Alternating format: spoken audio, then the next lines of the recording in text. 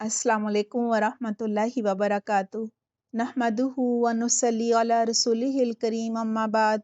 आऊज़ु बिल्लाहि मिनश शैतानिर रजीम। बिस्मिल्लाहिर रहमानिर रहीम।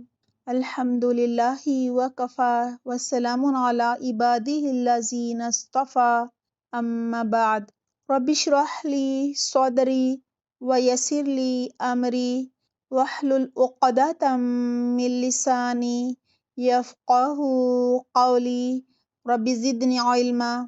अल्हम्दुलिल्लाह, अल्लाह सुब्हानहू तआला का बड़ा ही एहसान है कि अल्लाह सुब्हानहू तआला के फज़्ल व करम से हमें एक दफ़ा फिर माह रमज़ान में एक मजलिस में जमा होकर इस महीने की ख़ास रहमतों और बरकतों को समेटने का जो है वो मौका मिल गया है। देखिए, रमज़ान में कुरान का दौर करना यानी दौरे कुरान करना, तर्जुमे से और तफसीर से अल्लाह के कलाम को समझना एक मसनून अमल है। जैसा कि आप जानते हैं, जिब्राइल अलैहिस्सलाम हर रमज़ान में रसूलुल्लाह सल्लल्लाहु अलैहि वसल्लम को कुरान का जो है वो दौर करवाते थे। और जिस साल रसूलुल्लाह सल्लल्लाहु अलैहि वसल्लम का वसाल हुआ, जिब्राइल अलैहिस्सलाम ने रमज़ान में 2 दफ़ा दौरे कुरान करवाया था। अल्लाह सुब्हानहू तआला का शुक्र है, उसने हम सब को इस रमज़ान में दौरे कुरान 2024 करने और सुनने की जो है वो तौफीक अता फरमाई है। दुआ है अल्लाह सुब्हानहू तआला आप सबको बेहतरीन इस्तकामत अता फरमाए, खुद भी कुरान पर अमल करने वाला बनाए और दूसरों को भी इस दौरे कुरान से जोड़ने वाला बनाए। दुआ है अल्लाह सुब्हानहू तआला इस दौरे कुरान से हमें अपनी बेहतरीन इस्लाह करने की, अपने अमाल को दुरुस्त करने की, कुर्बे इलाही पाने की और अल्लाह की पसंद का बनने की तौफीक अता फरमाए। आमीन अल्लाहुम्मा आमीन। देखिए, हमारे दौरे कुरान 2024 का जो पैटर्न है ना, वो बहुत ही सादा और आसान होगा।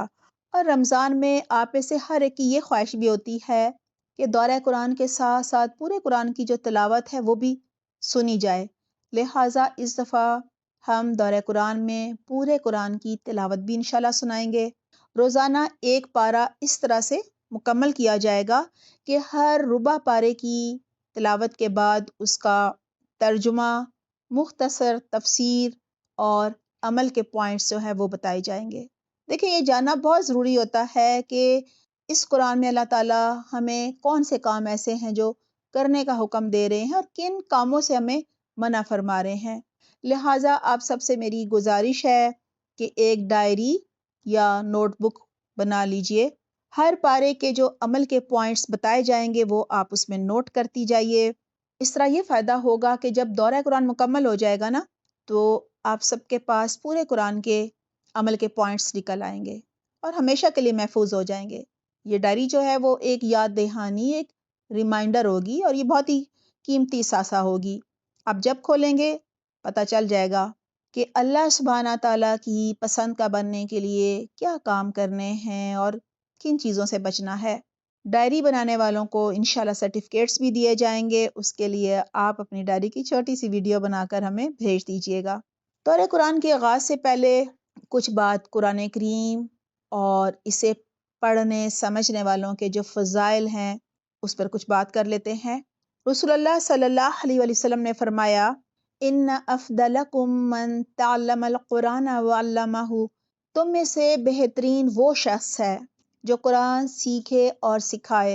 अल्लाह सुब्हानहू तआला हमें भी इनमें शामिल फरमा ले। इसी तरह बुखारी और मुस्लिम में है, रसूलुल्लाह सल्लल्लाहु अलैहि वसल्लम ने फरमाया, अल माहिरु बिल कुरानी मा सफरातिल किरामिल बरारा वल्लज़ी यक़रउल कुराना व यततअतउ फ़ीही व हुवा अलैहि शाक़ुन लहू अजरान।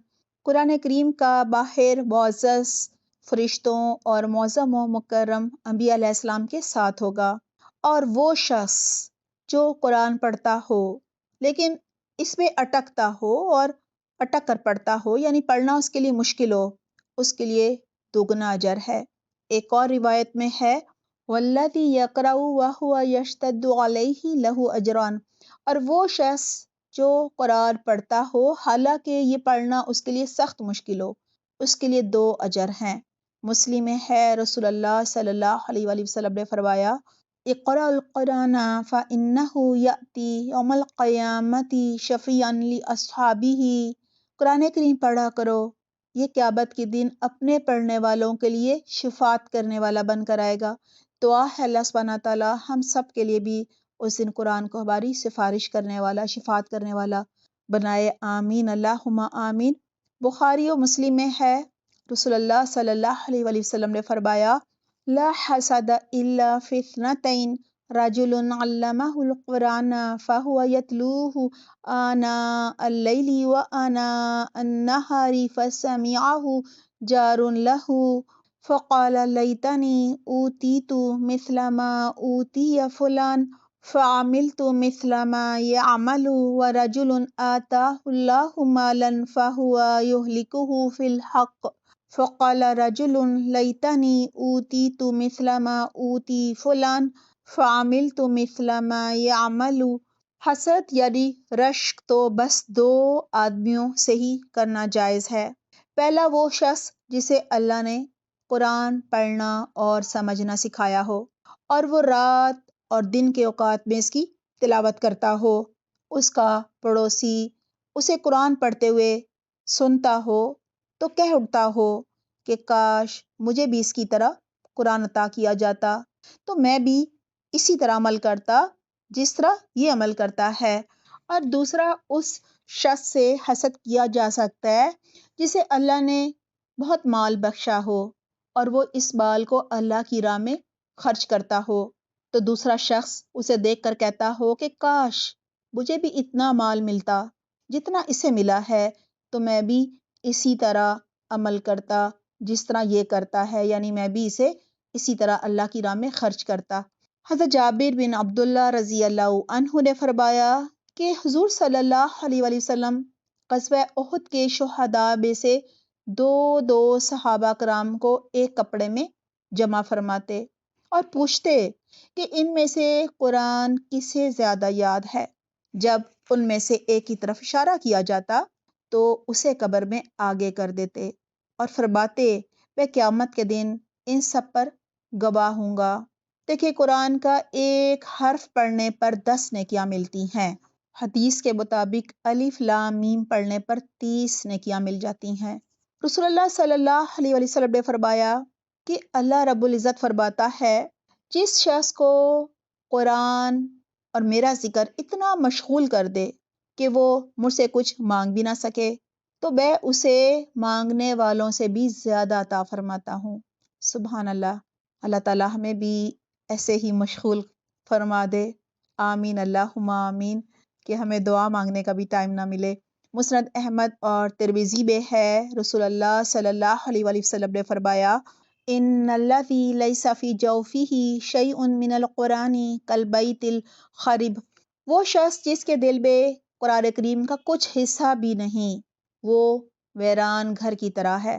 ترمذی اور ابو داؤد میں ہے کہ رسول اللہ صلی اللہ علیہ وآلہ وسلم نے فرمایا، قرآن پڑھنے والے سے کہا جائے گا، قرآن پڑھتا جا اور جنت میں منزل با منزل اوپر چڑھتا جا، اور یوں ترتیل سے پڑھ جیسے تو دنیا میں ترتیل سے پڑھتا تھا، تیرا ٹھکانہ جنت میں وہاں ہوگا جہاں تو آخری آیت تلاوت کرے گا۔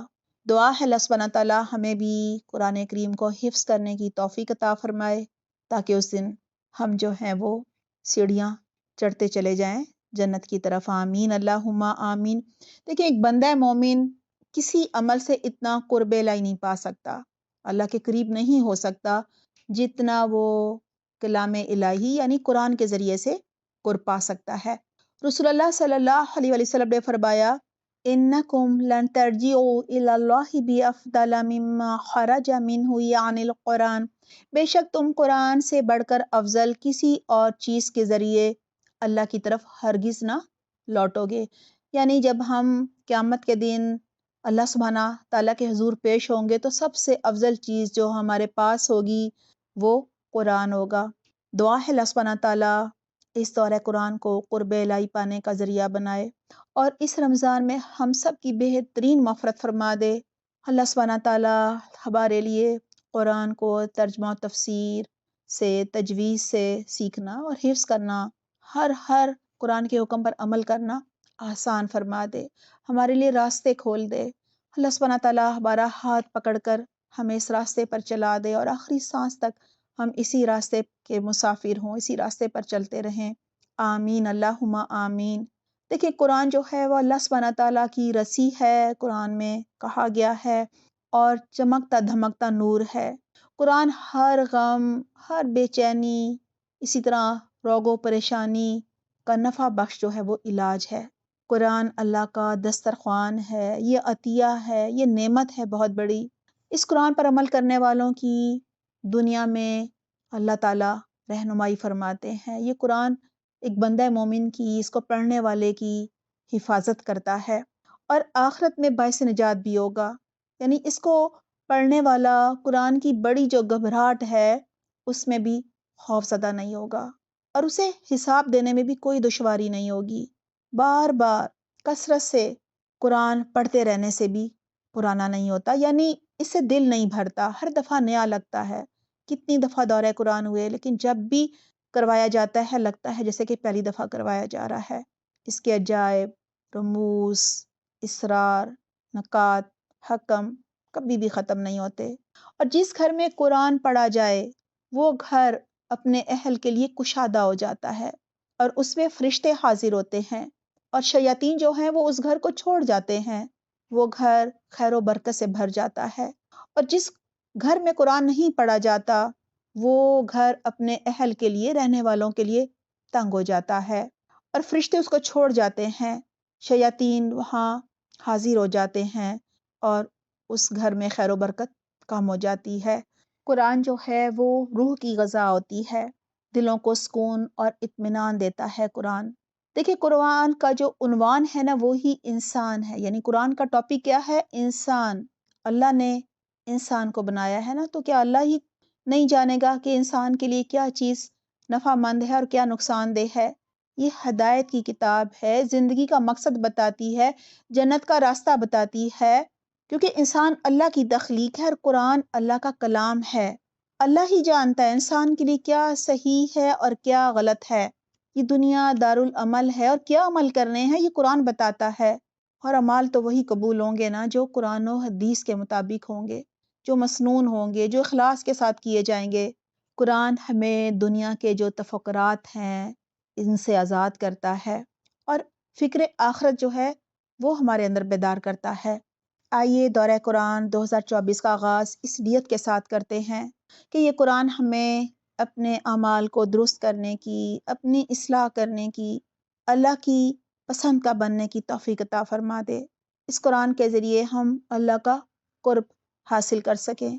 اللہ سبحانہ تعالیٰ قدم قدم پر ہماری رہنمائی کرے، ہمارا ہاتھ تھام لے، ہمارے سب کام سنبھال لے، ہمارا بہترین دوست اور مددگار بن جائے۔